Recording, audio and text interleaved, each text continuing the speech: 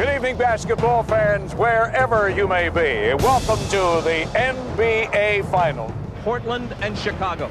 It was almost inevitable. They were the favorites in November, and now they meet in June. We're all ready for this game, and the noise level here at the stadium will soon be earth-shattering.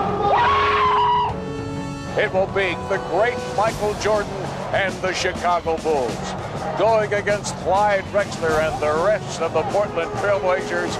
Everybody wanted this series. Now it's here. It's a match made in heaven. What time is it? You have any questions at all? Just play the game. We'll referee. Have a good game, guys. Have a good series. In this corner, Michael Jordan, and across from him, Clyde Drexler. Playing against Drexler, he always wanted the shootout. The stage was set for the 1992 NBA Finals, and as Game 1 got underway, it looked as if it was Drexler's Trailblazers who were better prepared to seize the moment. The explosive quintet from the Northwest came out of the gate on fire.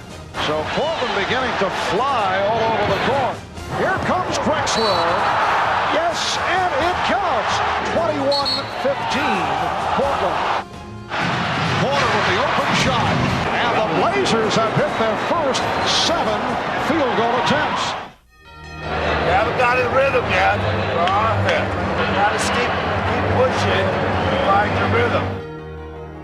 What was to unfold from that point on was one of Michael Jordan's greatest games, and it would qualify as such before the first half was through. Jordan with the steal, eluding Ainge. Yes. Don't hold, Clyde. Let's go, babe. Now Jordan posting up, goes to the fadeaway, through the foul, it counts. Jordan eluding Robinson. Yes. Come on, let's go now. Come on, we need a spurt here. We got to defend them. Let's go. We got to get back and defend them. We got to get good shots out here. Did Clyde Drexler feel the momentum shift? If so, it was barely perceptible as the second quarter began.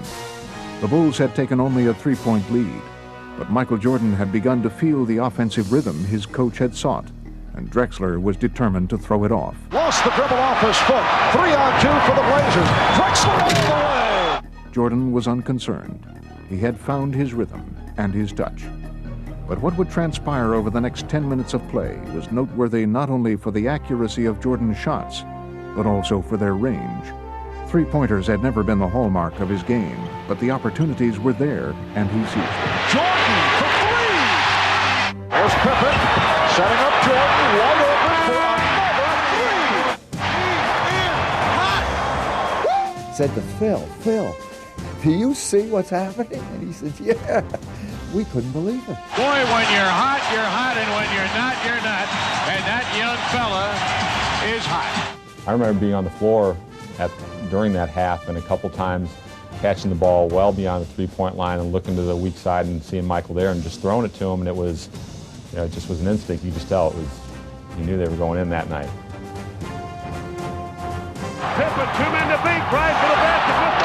Follow Michael Jordan! Jordan, with his magic carpet, threw it down. He's everywhere. He's everywhere. The crowd is in a frenzy here. It was a night that was memorable. I mean, not just because he made the threes, but because he kept taking, and the opportunity for him to kind of try to finish Portland off early in the game, which is something that Michael loved. 3-pointers from Jordan. What in the world is going on? And a Jordan flag, another three. Oh, no! I don't believe it. That is an NBA Finals record. 5 3-pointers in a half. Here's Jordan for 3. Yes! Did you see that look? I remember looking over to the NBC table after he'd made maybe his 5th or 6th in the first half and kind of shrugging his shoulders. Because even Michael, as great as he was, knew that was something special. Michael indicating he can't believe it. He feels it. There's nothing else he can say other than the man feels it and lets us know. This is the greatest performance maybe ever in the single half, playoff, or in the history of this league. The rest, as they say, is history. The Chicago Bulls went on to defeat the Trailblazers handily in Game 1 and then went on to win the 1992 NBA championship. And on the way, the legend of Michael Jordan grew. It now was measurable by distance as well as by hang time. He had long defied gravity. In this game, he showed he could defy logic as well. What a start for the defending world champions of the NBA. I started running for that three-point line. I felt a great rhythm. It felt like a free throw, really, from that distance. The only thing you could just sit back and say, ah, and wow, and ooh, just like a little kid out there, everything he threw up, he hit.